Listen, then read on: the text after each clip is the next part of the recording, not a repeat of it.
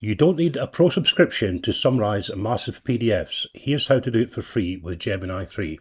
Now the PDF we'll summarize is this one here, which is an ebook of mine, Explode Your Small Business Sales with Copywriting. So we're going to summarize this within Gemini 3. So the first thing we do is we drop this into Gemini 3.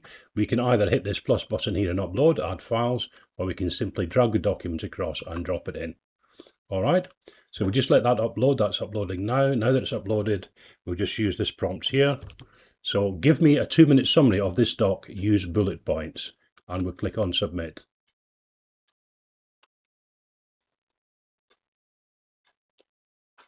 And there we go. Within a few minutes, we have a complete summary of the ebook. The guide, Explode Your Small Business with Copywriting by Les Blythe. It's a practical playbook.